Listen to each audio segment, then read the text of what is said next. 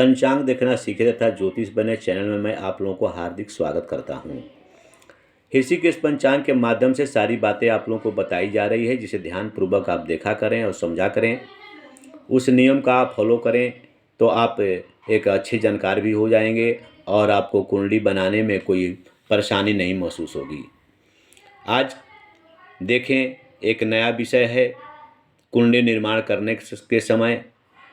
जैसे पिछले वीडियो में हम लोगों ने देखा कि इष्ट काल कैसे निकालते हैं।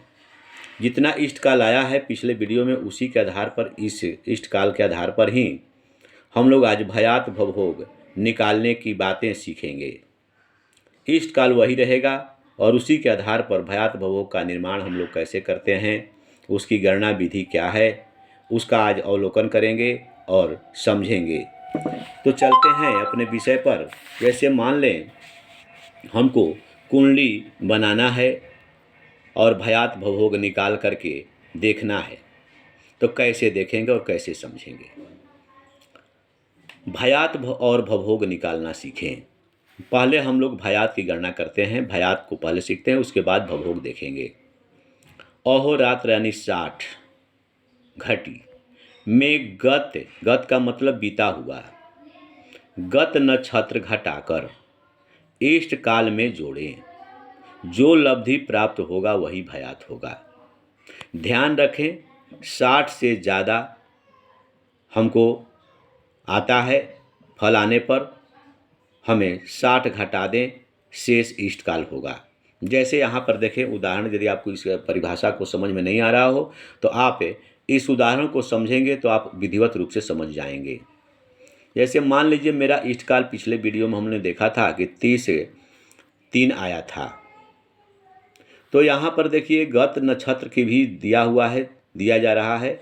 गत नक्षत्र रोहिणी है जो 10/56 चल रहा है, 10 घटी 56 पल पर चल रहा है रोहिणी।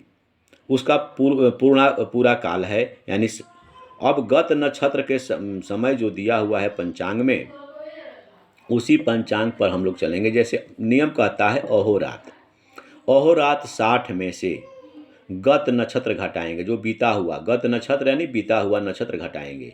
तो रोहिणी पहले बीत चुका है जो 10 घटी 56 पल है, तो अब उसमें से हम लोग उसको घटाएंगे। सूत्र ही कहता है घटाकर, तो सूत्र यहाँ है घटाने का, तो हम लोग इसको घटाएंगे। यहाँ पर यह हासिल लेगा, तो हासिल लेगा तो यहाँ पर क्या हो जाएगा 60 में से 56 घटाएंगे 4 हो जाएगा।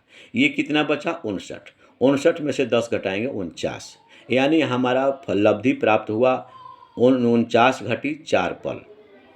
अब इष्ट काल हमें ज्ञात है कि इष्ट काल मेरा आया था 30 घटी 3 पल।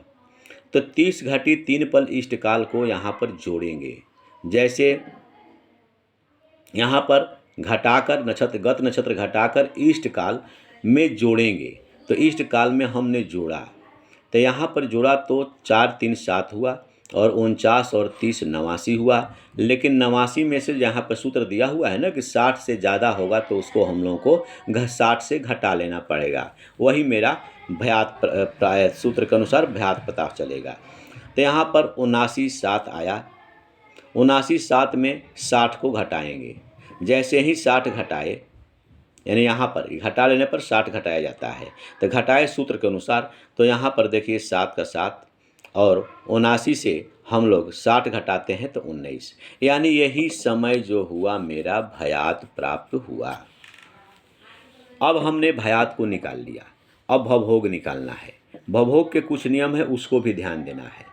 भवभोग के लिए अहोरात्र जो 60 घटी का होता है, उसमें से गत्र नक्षत्र घटाएं, लब्धि में वर्तमान नक्षत्र जोड़ें, जो लब्धि आए वही भवभोग हुआ। अब यहाँ देखिए अहोरात्र 60 है, गत नक्षत्र रोहिणी यहाँ पर आप देख रहे हैं 10/56 था, यहाँ भी 10/56 है रोहिणी। वर्तमान नक्षत्र मृगशिरा आ रहा है, मृगशिरा 15/30 है।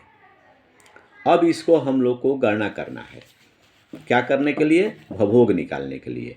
तो 60 अहोरात्र में, यहाँ पर सामने मैं लिख भी दिया हूँ कि आप देखें कि अहोरात्र ये 60 है और गत नक्षत्र 10/56 है, जो यहाँ पर आप लोग देख रहे हैं पंचांग से लिया गया है। तो 10 56 को हम लोग 60 से घटाएंगे तो यहाँ पर देखिए हासिल लेगा तो ये 60 हो जाएगा। 60 पल में से 56 पल घटाएंगे तो यहाँ पर देखिए 4 होगा। ये कितना बचा, ये 60 नहीं अब रह गया, इसलिए कि हासिल ये दे चुका है। तो अब एक दे चुका है तो यहाँ 59 बचा। 59 में से 10 घटाएंगे तो 49 हुआ, यानी 49 4 लब्धि हमको प्राप्त हुआ। अब आगे देखिए वर्तमान नक्षत्र को जोड़ना है। देखिए यहाँ पर लिखा हुआ है लब्धि में वर्तमान नक्षत्र जोड़ें, जो लब्धि जो आए वही भवोग हुआ। तो वर्तमान नक्षत्र मेरा कितना है, यहाँ पर देखिए 15-30 है, यानी रोहिणी मृगशिरा का 15-30 है। तो अब इसमें 15-30 को जोड़ेंगे यानी वर्तमान नक्षत्र को। तो यहाँ पर 4 और 30 34, 49 और 15 64, ये मेरा भवभोग हुआ। अब ये जो भवभोग हुआ यही हमारा यहाँ पर क्लियर हो गया। अर्थात भयात मेरा आया था 19-7 और भवभोग जो प्राप्त हुआ वह 64-34 हुआ।